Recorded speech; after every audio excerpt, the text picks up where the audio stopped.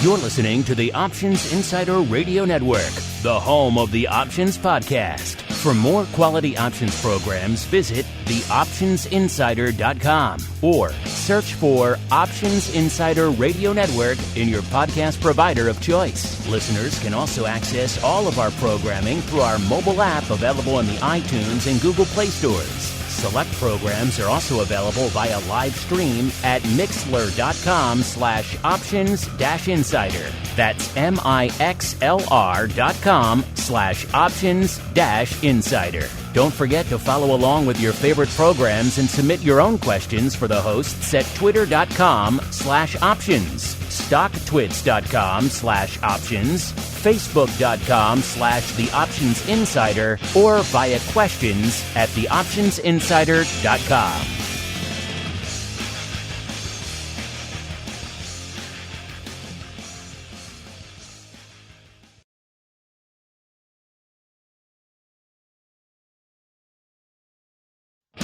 This episode is sponsored by Demand Derivatives, a startup futures exchange and clearinghouse trading the world's major assets in a creative new way.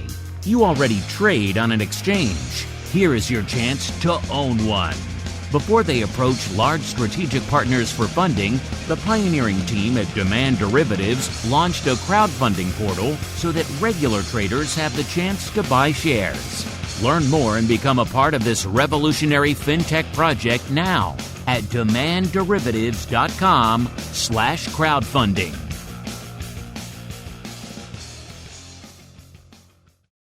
You wanted it, you got it. A radio program that helps teach you options trading inside and out, basic to complex. This is Options Bootcamp. Whether you want to learn how to protect your portfolio, generate income, or even become a master of volatility, the Options Bootcamp drill instructors will break it all down for you. Now, let's get you into peak options trading shape. Here are your Options Bootcamp drill instructors. All right, everybody. That music means it is Education Wednesday here on the network.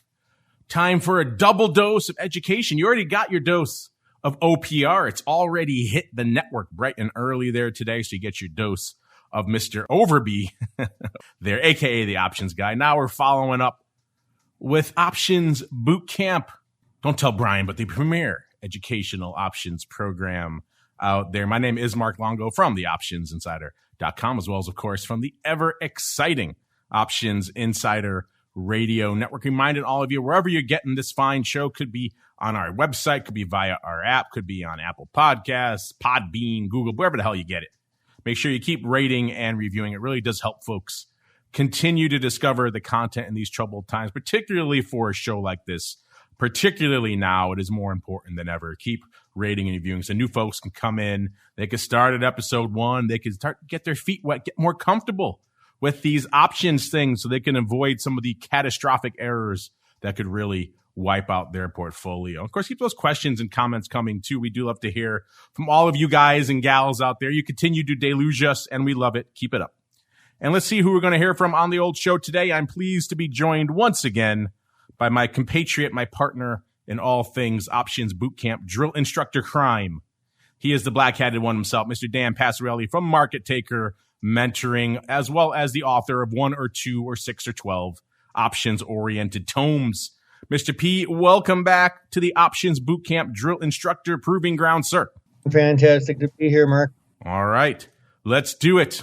Let's get the ball rolling. A little bit of the old basic training. Boot, it's time to get in line. What you're going to do is learn. You're going to learn how options work. Do you hear me? Yes, sir. You're going to learn options trading inside and out. Do you hear me? Yes, sir. Basic to complex. Yes, sir. There will be no failures. Do you hear me? Yes, sir. Pull in. Yes, sir. Prepare to learn. Yes, sir.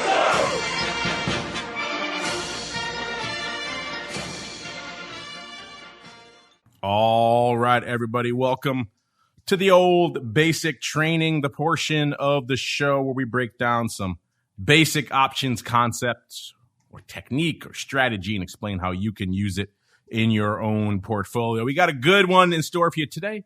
pretty much as basic as it gets, but also these days as fundamental as it gets. Before we get into that, Dan, I know you folks over there at MTM always watching the market, always watching volatility. Both those things very much in flux yet again coming into today's show. So what is lighting up your tape over there at MTM in terms of the market and volatility these days, sir? Yeah, the market is rather interesting right now. We've got the S&P took a little bit of a little dipsy, but making a bit of a comeback as of today. And so volatility has become really, really cheap. Like I'm looking at the VIX level and it's 1942, which is, pretty low. But if you dig in and look at the actual volatility of, for example, calls you can sell for like covered calls, if you're doing that sort of thing on SPY, holy crap, they are cheap as can be. They've got a 12 handle.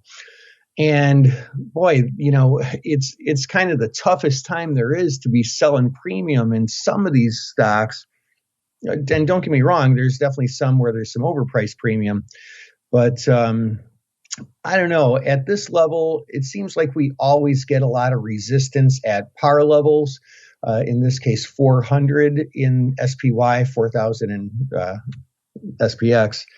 And so I would expect bumping up on a little resistance. So because volatility is cheap, I've got some limit orders. They're probably not going to fill today. I got them GTC to buy some puts against my long-term holdings in my IRA for my spider positions. Just a little bit of a hedge, a partial hedge of the position, just going to scale into it. If I don't get them, that's okay. But if we start approaching 400, I'd sure love to own some cheap puts. I mean, why not, right? It's hard to argue against hedging in this environment, sir. It's been pretty much almost exactly a year. I think it was a year ago yesterday where the V-shaped recovery really began in earnest. Here we are a year later. Who would have thought a year ago, if I had told you all the things that would have unfolded over the course of the past year, and then also added as a cherry on top, oh yeah, and by the way, all the major indices would be pretty much at or near or indeed through new all-time highs, up 40-odd% across the board. Dan, you probably would have said I was a crazy person, right? But yet here we are. So I still say that, Mark. Yes, you do say that off the air and indeed on the air sometimes as well. But who can fault you for looking at a little bit of hedging in this environment? If you're out there, listeners, if you're in that same boat, if you're long, shall we say the technical term, a boatload of equities, maybe you want to start thinking about hedging some of that up here. Again, do it in a diligent fashion, the way Dan was just talking about. We talked about many ways here on the show to get yourself some lower cost protection out there. Go back, check out the archives, check out those episodes, because it might be a time you might want to start thinking about that sort of thing. And speaking of things to think about, Dan, when we were talking about what to discuss on the show, an interesting thing popped up. You folks over there at MTM recently in your regular newsletter put out what you called a comprehensive guide on Delta for traders. Delta, of course, kind of the initial Greek, and the mother of the Greeks in many ways for a lot of the retail traders who are coming into options for the first time. They tend to fixate on Delta. It's kind of the one, for better or for worse, the one they really sink their teeth into a little bit. So I'm curious, Dan, why now? Why did you feel now that it was the time to revisit Delta and really go deep with a comprehensive guide into Delta, sir? Man, Mark, I'll tell you, it's one of those things that like everybody needs a reminder of. And for folks who are new to our show, I mean, geez, if we have to start with one topic, I mean, Delta's sure in the top 10. I mean, of all the Greeks, Delta has the biggest impact on almost all your trades. And you sure get the most bang for your buck by starting there, learning about your Greeks. And if you're really experienced, you're going to use Delta on every single trade. You'll use the other Greeks too, but it sure is the most important one. On one hand, the most straightforward of the Greeks, I think. On the other hand, it can be a little bit confusing because it's one of the few Greeks that really has multiple definitions. It means different things to different people, which usually adds a little bit of a layer of abstraction, a little bit of a layer of confusion to the listeners and certainly to the newcomers to the world of options. So let's break those down, Dan. Let's start with kind of the basic definition, the one that most people encounter when they first start learning about Delta, sir. How much the options price changes per rate of change in the underlying, sir? Yeah. So, well, I mean, you mind if I back up and kind of go big picture here a little bit, Mark? Go crazy. Short trip for me, but yeah. So, I mean, I would say that there's 4 definitions of delta, and one is that textbook definition. It's how much an option or option position, so it could be a spread or whatever, moves relative to the underlying. And we like to think about that always as, hey, if the stock goes up $1, the call increases by the amount of the delta, or the put decreases by the amount of the delta. But, like it's really a percentage. I mean, if the stock moves 43 cents, we just multiply that times, the delta in decimal terms. So that's definition 1. Another is it's basically the derivative of the price of the option price relative to the stock price, which basically just restates what we just said before. The third rather, is that it is the equivalence of the number of shares that you would effectively own to have that same directional sensitivity. So like if I have a position that has positive 230 delta, which would be 2.3 delta, depending on where your broker puts a decimal point, that's like being long 230 shares effectively. You have that same directional sensitivity. And of course, the fourth is a little bit more controversial, I guess, in that it's not 100% mathematically correct, but it's an estimate of the likelihood of that option expiring in the money.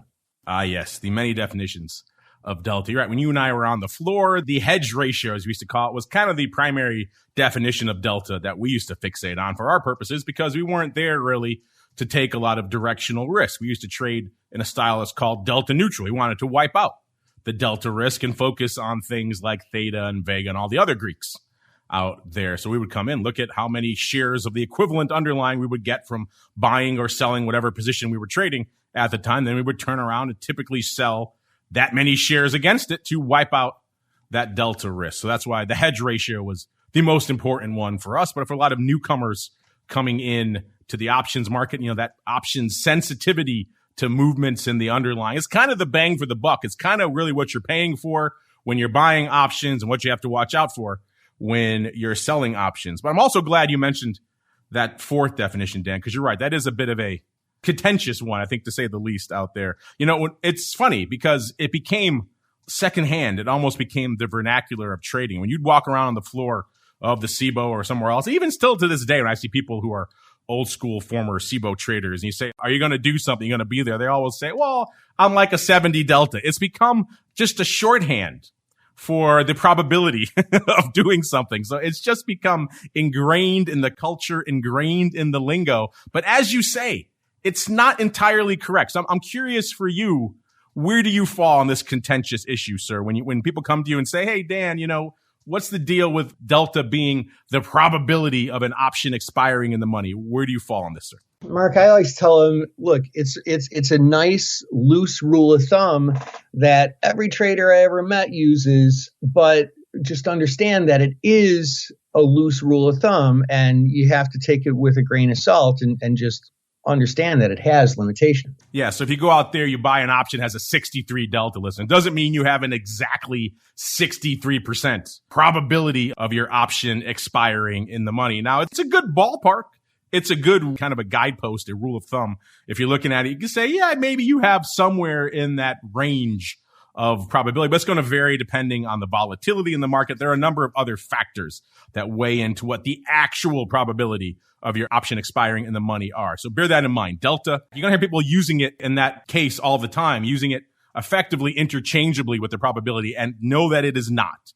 It is just a ballpark estimate of what you can expect, but usually decently accurate ballpark estimate. Now, Dan, I know in your deep dive over there to your clients, you kind of went through some of the benefits and a quick example. You want to hit us with those, sir?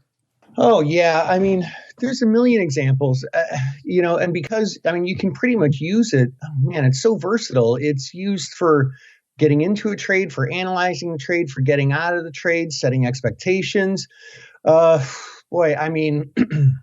Geez. So like one of the things, I mean, here's just a really simple one. Since we were talking about covered calls and spiders, like a lot of people don't think about using delta, based on covered calls. Like, it just kind of seems weird, but it sure helps manage expectations, because a lot of times people trade a covered call and the stock goes up and they're like, oh man, I lost money on the call, and they get really hung up on that. And they see they made money and they're like, oh, I didn't make as much as I should have. But if you just simply look at the delta of the, long 100 deltas for the stock, short, 27 delta or whatever it is on the call, that position would have, a 73 delta. And that gives you some good expectations as to what you would expect to make if it moves a certain amount today. Other stuff is just simply buying a call, right? If I buy a call in, say, who knows what, Airbnb, right?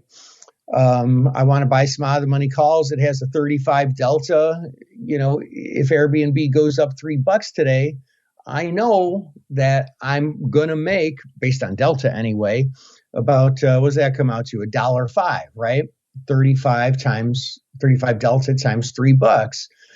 If that move, and then of course we want to factor in the other Greeks. If that happens over a few days, we factor in theta. If implied volatility change, we factor in vega. But like, it is just so darn useful. Like, I couldn't possibly trade without using that information. Now, one of the things I've always said, and it's a bit of a gross generalization, but it tends to be true. I'm curious what your thoughts on it are, Dan, is that effectively when people come into the options market for the first time, particularly the audience for this show, your basic retail stock trader, they're typically coming from the stock world. And so when they look at options, they tend to fixate around delta. That's kind of their entry point. That's really what they're coming to the options market for. They're using options as a surrogate for the underlying. So they're really looking to just get that underlying movement, or perhaps not get it if they're selling the options out there. Whereas the professional traders and more experienced tend to focus on the Greeks like vega and also theta and things like that. Dan, do you think that gross generalization, as I term it, you think that still applies out there for the retail versus the professional masses, sir? Or do you take deep umbrage with that? No, 100%. Like, in position management and even in portfolio management, like, people look at options, they're like, oh yeah, I'm a 5-lot trader. I always trade 5 lots in options. But I mean, a 5-lot is a huge difference if we're talking about an 80 delta option or a 10 delta option. And then of course, if we want to get more complicated, we could factor in, dollar deltas too, but maybe that's a discussion for a different show. So yeah, I mean, so important. Like, if you're sitting there and you're like, you buy these calls or this bull call spread, and you buy a certain number and you're like, man, I'm really not making as much as I thought, or holy cow, I lost a whole bunch more than I thought. This is weird. Look at your delta. Like, that's why. So there you go, listeners. It's, in one hand, the most basic, the most introductory of options concepts, which is delta. On the other hand, it's sometimes misunderstood, certainly with the many different definitions of delta floating around out there, some used incorrectly. It could certainly lead to some misperceptions out there. And certainly for a lot of you in the audience for this program coming to options for the first time, or you're still pretty new to the options game, delta is kind of your gatekeeper. Delta is kind of the big dog. It's kind of what you're fixating on. Everyone out there slinging calls on the Teslas and the games and the AMCs and everything else out there, you're all looking pretty much to get a big delta boom in the underlying, right? Big swing for the fences with the stock. And so just bear in mind, there are, of course, other Greeks. We've gotten into them many times here on the show. Check out the archives. Check out Dan's book, Trading Options Greeks, as well, for a deep dive into. But it seemed like a good time to do a bit of a deep dive, bit of a refresher, and maybe clarify some of the misperceptions around delta. But you know what? You folks have your own questions and indeed your own misperceptions. So let's get to those. A little bit of the old mail call. Mail call. Time to look at questions submitted by our listeners.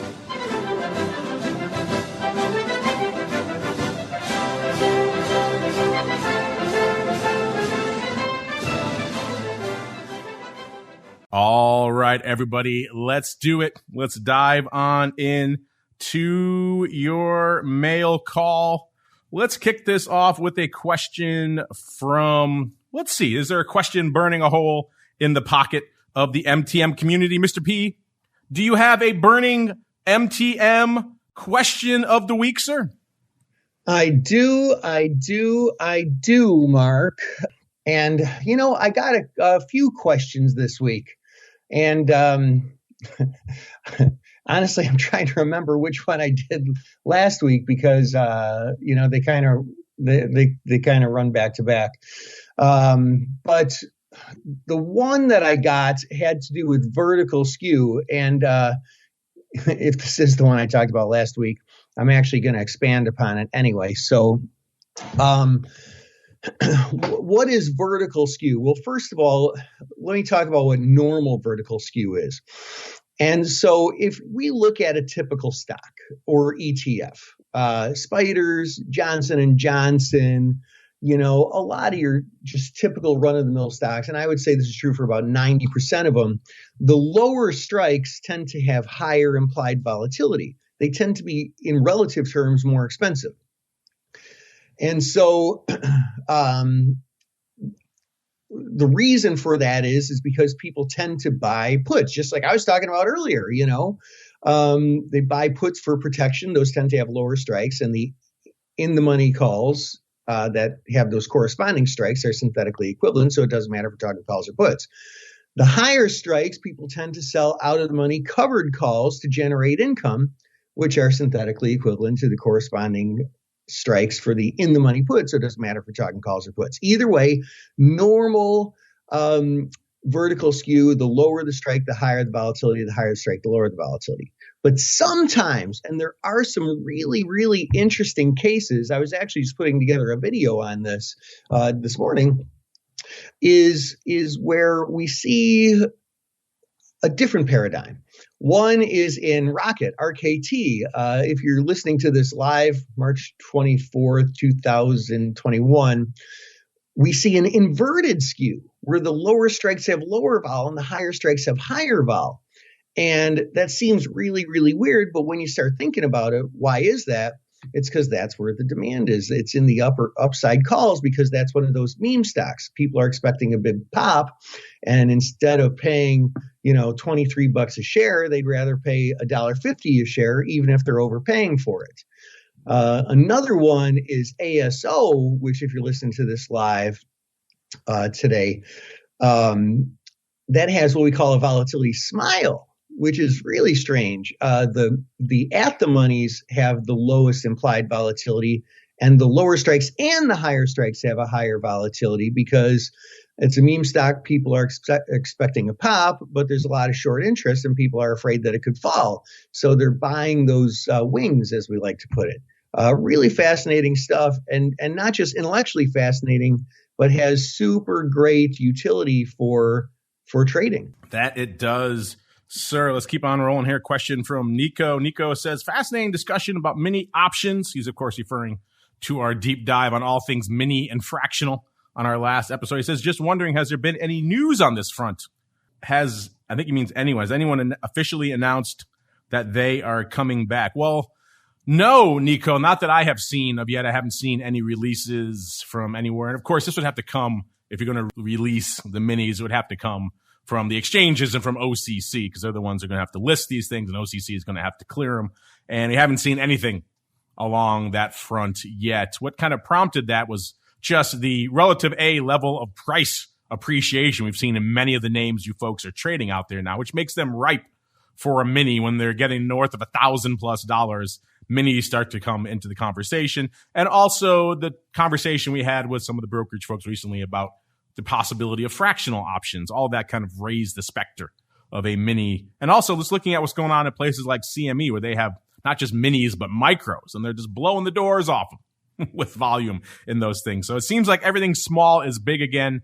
If ever there was a time that was ripe for the reintroduction of mini options, it would be now. Yet officially, Nico, there has been no word yet on this front, but I'm digging around behind the scenes. I'll see if I can find something for you and for the rest of the folks out there. Don't worry, we are on the case, Mr. Nico. All right, next up, we got a question from the live chat. Dan, Mr. Unlimited, he wants to know, how come deltas with 80 plus cents, I think it just means 80 plus deltas, don't have as much volume?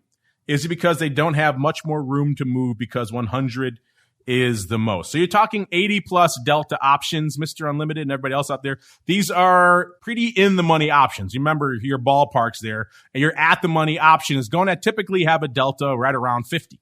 So you know if an option's delta is above 50, it's going to be an in the money option. It's kind of one of your standard ballpark frames of reference when looking at an options chain. So an 80 plus delta option is going to be pretty substantially in the money. And what tends to happen when things get in the money like that, Mr. Unlimited, is a couple of things. First off, they get to be a little bit more expensive now. Because remember, you don't just have the extrinsic value, the premium. You now have that intrinsic value. So anyone who's got to trade those things is going to have to trade a much meatier, more expensive option. So as a result, the volume tends to drop off on those strikes. And also, as they get bigger, more expensive, they get closer to actually the underlying stock itself in terms of a delta perspective. You're going to see that spread start to widen out, the bid-ask spread in those names as well. Yet another reason why the options volume tends to dry up in those strikes there. When you look at most options chains, that's going to be somewhere in the strong majority. Let's say 75%. How about that?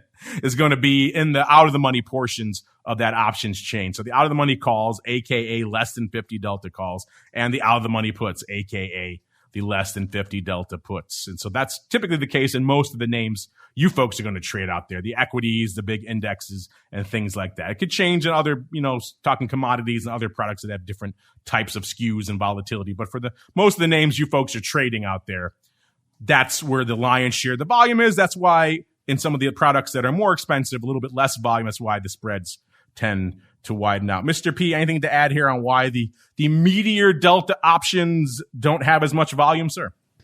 You covered a lot of it. I just want to kind of highlight some of the stuff that you said, just because I agree 100%. I think it's really important. And just high level, why don't they have more volume? By definition, because fewer people trade them, right? And fewer people trade them for a couple reasons that are really important that Mark said. One is in the money options have a wider bid-ask spread. Like they're just not as good. Like you have to make up more of that bid-ask spread just to break even. It's harder to make money with them, and they have more risk if you're wrong. And so, I think you'll find as you progress through your education with options and your experience and your expertise that you'll use in the money options less and less. I feel like in the money options are mostly kind of a starter position, right? Like people who are used to buying stock, they say, oh, well, I can buy this in the money call instead, and it's cheaper and it moves a whole lot like the stock. It's kind of like your introduction to options trading, but the more you learn and the more you see the power of everything you can do with spreads and, out of the monies and using the Greeks, the more you'll move away from those in the money options, I think. Yeah, typically, unless you're doing one of the strategies we talked about before, like the stock replacement type strategies, or as Brian calls them on his Playbook Radio show, the fig leaf type strategies. But just bear in mind, we said it before with those strategies, this exact problem. Once you start trading those deeper in the money options, or once a position you have that's out of the money goes in the money, those spreads are going to widen out. So you have to do a little bit more homework, be a little bit more aggressive, work them a little bit more aggressively in order to get out of them without getting hurt on the bid-ask spread. All right, Dan, next up we got a question from Ben C. He's got the old saw of credit versus debit spreads here. Ben says, great to hear you answer my last question. We've created a monster, Dan. He says, now I have more. Give him one. They send in 100 more. All right. Hey, we love all of our listeners out there in all various capacities. His first question, I'll be nice. Usually I limit you to one, but I'll be nice. I'll give you two here. He says, first, debit spreads seem like a bad deal compared to credit spreads. To get the same risk-reward profile, a debit spread requires the underlying price to move, where a credit spread does not.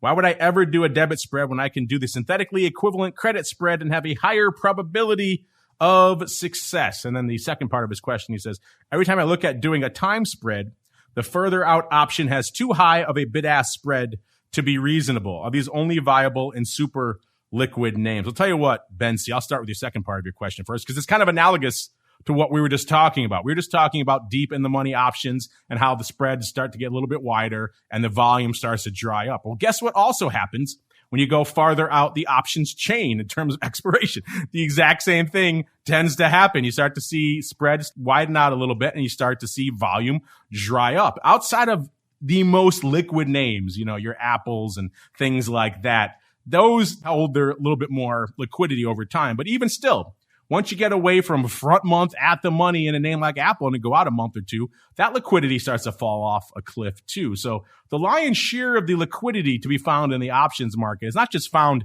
in a handful of names, but really in a handful of months and strikes in those handful of names. That's where most of the business is done. And now as you're discovering here with your calendar spreads or as your time spreads, as you go a little bit farther out, that longer term leg is challenging because, like we just said, bid-ask spreads are wide, volume is light. There's a reason why the majority of the calendars that go up, and certainly the ones we hear from on our audience and what people are doing out there, are typically 1 month. They go out 1 month and they buy the 1 month typically at the money contract because A, it's easier to understand for most people, and B, that's where the liquidity is. And then they turn around and sell that front month at the money contract, again, for the same reason. And so that's the lion's share of the time spreads and calendar spreads that you're seeing is a simple 1 month calendar at the money. Once you start getting beyond that, getting funkier, go out more months, the issue you just encountered it starts to rear its ugly head. So unfortunately, if you want to start doing funky calendars, you kind of have to keep it to the liquid names. Otherwise, you have to be super diligent on really trying to work it. And then good luck getting executed at anything close to a midpoint, unless it's a very liquid name. The market makers don't have too much incentive to step up and affiliate. Dan, anything to add on the second part of his question? And then feel free to tackle the first part, which is one of the old saws of the option space, sir, the debit versus credit spread. Yeah, just to add maybe a little bit to the second part. I typically observe exactly what Mark's saying too. One thing is, two things. One is, whatever you're trading, you always want to trade something with tight bid asks because that slippage, that's your biggest cost in a trade, way bigger than your commissions. But also, I tend to find that a lot of times, not always, but a lot of times, the options that have monthlies and weeklies, the monthlies tend to have tighter bid ask spreads when you go further out. If you're selling the ones that expire today, but then, the next week as a choice to buy as a weekly, the next week to further out, that's a choice to buy as a weekly, and the next week yet further out as a choice to buy as a monthly, that monthly probably has tighter bid-ask spreads. So, just look around at different choices as to which expiration to buy. As far as the first part of this question, I would argue, and this is definitely factual, but in practice, there's something to it. So bear with me on this. I would argue that debit spreads and credit spreads are the same thing. They're synthetically equivalent. And so it kind of doesn't matter which one you trade. Now, that being said, in practice, what we typically do is when we're selling credit spreads is we sell out of the monies, and the short strike is a strike we think the stock cannot reach. Whereas when we buy debit spreads, we're probably buying an at the money or maybe one option in the money or both options out of the money. And so with the credit spreads, low volatility is good. It's volatility selling. If it goes your way delta-wise, great. If it doesn't move at all, great. If it moves a little bit against you, great. Odds are on your side, but your risk reward is consequently disproportionate.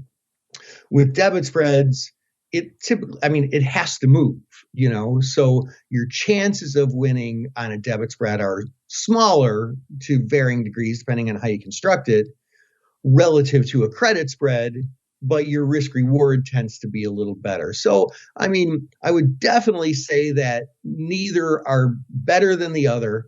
I would say debit spreads are not necessarily a bad deal. It's just a different style of trade. You definitely have a better chance of winning, but your risk reward isn't as good. And that's just natural. I always like to go with the extreme examples of if you could bet $1 and win $100 million, would you do it? Sounds like a great deal. Well, that's called the lottery. Like, are you going to dump all your money into lottery tickets? Maybe not, because your chances of winning aren't as good. That's just one sort of extreme example that relates to this conversation. There's always this trade-off between chance of success versus risk reward. Something might be a good topic for a future show, sir. What do you think, Dan? Should we wade even further on an upcoming show into the great credit versus debit spread debate, sir? Oh, man, I'd love that. I've got a lot to say about this topic. That sounds fun. We would create even more of a monster for Ben. Not only does he get his questions answered, he's created a topic for a whole new show. But well done there to all of our listeners with your keen, insightful questions. Keep them coming. Even if you don't have time to get to all of them. We try to squeeze in as many mail call segments as we can. Listen, we can go for many hours. Unfortunately, we have other stuff to crank away today here on the network. So we have to bring this one to a close here today. But before we go, Mr. Dan, if folks are intrigued, maybe they want to check out the newsletter, of which you did a deep dive into Delta that we talked about at the top of the show. Maybe they want to get their questions featured in the MTM question of the week. Where should they go? What should they do? Yeah, if you make your way over to markettaker.com, so market like stock market, taker like take what is rightfully yours, 2 T's in a row, markettaker.com. If you just sign up for a free account there, you can join free. That'll automatically put you on our weekly free newsletter list. And, it's really great. It's not like we're emailing you 5 times a day or something like that. You get this email once a week, and there's a really useful article. And I think anybody listening to the show is trying to kind of bone up and get a better understanding of options. So I think you'll really love it. It doesn't cost you a dime. Just go to markettaker.com, join free, and you get that, and plus a whole bunch of free classes too. It's great. There you go. Check it out, markettaker.com, 2 T's. And if you want to check out some interesting investing opportunities outside of just, you like these options things, you want to go even deeper, maybe into the infrastructure, maybe into the bowels of the volatility market, well, then Demand Derivatives, 2 D's, DEMAND derivatives.com is the place to go. Click on their equity crowdfunding portal.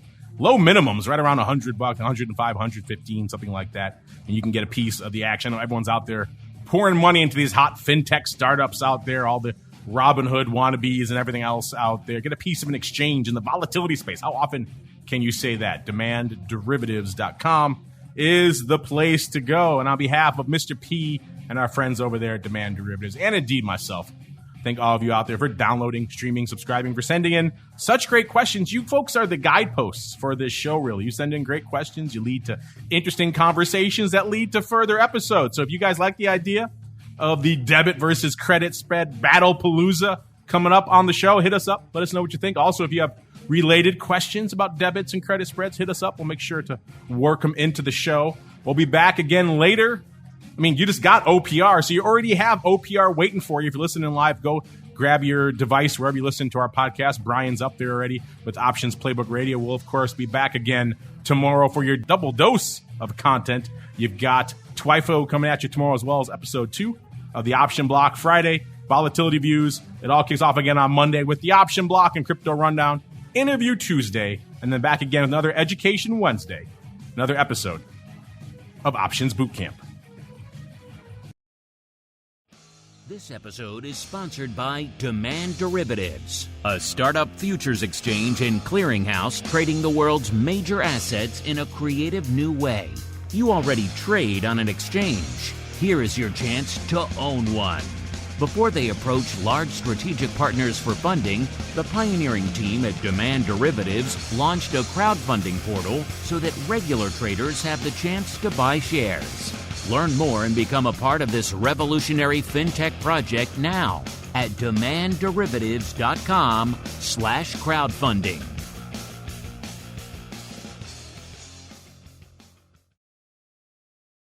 You're listening to the Options Insider Radio Network, the home of the Options Podcast. For more quality options programs, visit theoptionsinsider.com or search for Options Insider Radio Network in your podcast provider of choice. Listeners can also access all of our programming through our mobile app available in the iTunes and Google Play stores. select programs are also available via live stream at mixlr.com/options-insider.